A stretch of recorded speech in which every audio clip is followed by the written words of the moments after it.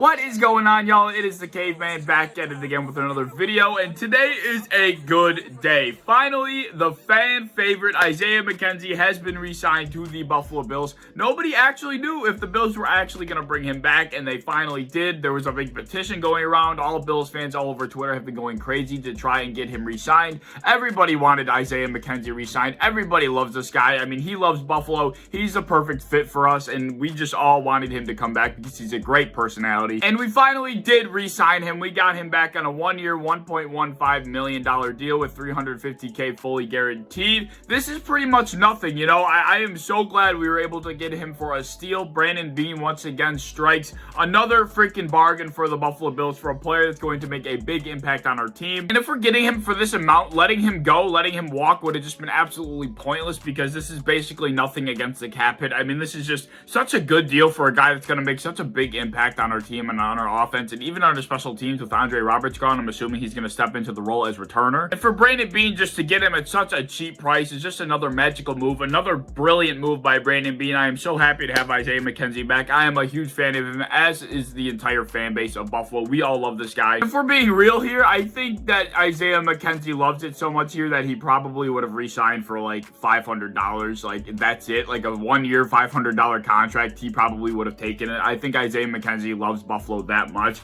and he's the perfect guy for us. He's really the perfect fit. And the way Brian Daboll likes to run his offense is very unpredictable, very gadget-like. Isaiah McKenzie is the perfect guy for that. He's a go gadget kind of player. You know, you'll never know what Isaiah McKenzie is going to do, whether it's going to be catching the ball in the backfield, getting a pass down the field, whether he's getting a sweep. You never know what Isaiah McKenzie is going to do when he gets the ball. And as I mentioned earlier, Isaiah McKenzie will most likely be taking over the return duties. Now with Andre Roberts out the door, I believe he would be the next man up. I think he's the perfect man for the job. I think he honestly formerly was a returner. That's how he kind of made his way into the league in the first place, as a special teamer. And he's made his way onto the offense of the Buffalo Bills as being one of those gadget players, but now he's going to be able to make an impact on special teams once again. He did have a punt return touchdown in Week 16 against the Miami Dolphins. He went off in that game. You know, we killed the Dolphins, and Isaiah McKenzie had an absolute field day in that game. I look forward to having Isaiah McKenzie back on the team, as I'm sure most of Buffalo does. I think he's a fantastic player for what he brings to the team. He brings a tremendous amount of energy. He's a gadget player. He's somebody that fits into Daboll's style of offense perfectly. Although there is one talking point when it comes to Isaiah McKenzie that I want to point out. Around the end of January, there was the conversation about whether or not we should bring back Andre Roberts or Isaiah McKenzie. Obviously, at the end of the day, we brought back Isaiah McKenzie. We let Andre Roberts walk. So people were talking about which one should we keep.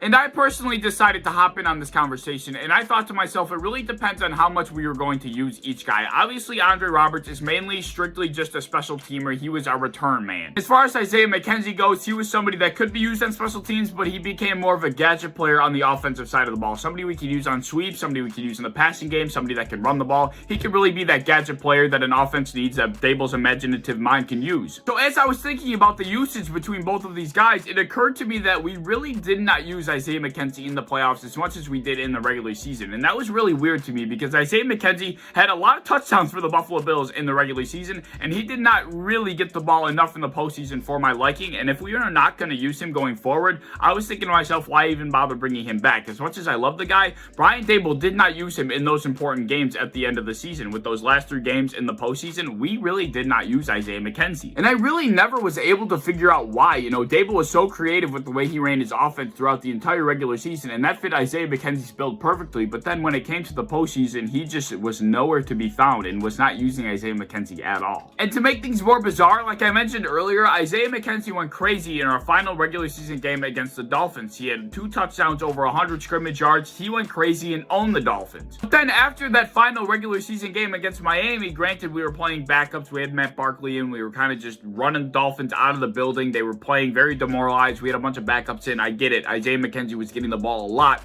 But the following week against the Indianapolis Colts in our first playoff game, a game that we were on the edge of our seats for, that we nearly got knocked out of the playoffs in, Isaiah McKenzie did not see a single touch. Isaiah McKenzie in that game against Indianapolis had 4 snaps. 4 snaps. He was averaging 16.9 snaps per game in the regular season, and in the first game of the postseason, he saw 4 snaps. Why? I don't know, Brian Daboll, that was weird. And then the following week against Baltimore, he doubled his snaps, but that wasn't saying much because he still had half of what he was averaging in the regular season at 8 snaps in that game against Baltimore when he was seeing 16.9 in the regular season. Once again, why was he not seeing the field? Why was he not seeing the ball? Although, to be fair, he did have 2 touches in that Ravens game when he only had those 8 snaps, but still, why is he not on the field? Why is his presence on the field not known? I don't know why he just wasn't. I don't know. It was just weird. And then in the Kansas City Chiefs game, he went back to his normal 16 snaps. I think it was about 15 snaps, but he was pretty much on pace for what he was getting in the regular season. And he also had 3 touches in that Chiefs game, so he did go back to his regular season kind of form where he was seeing the ball a little more often when he was getting his fair share of snaps. But it just makes you wonder, why did Brian Daboll somewhat phase him out in the beginning of the playoffs? Why was he not used as much as we were using him in the regular season, considering how many touchdowns he had, considering how much of an impact he had? Why was Brian Daboll phasing Isaiah McKenzie out of the offense? And when I was first having this conversation, I did have someone mention to me that Isaiah McKenzie might have been injured. I don't know if that was ever,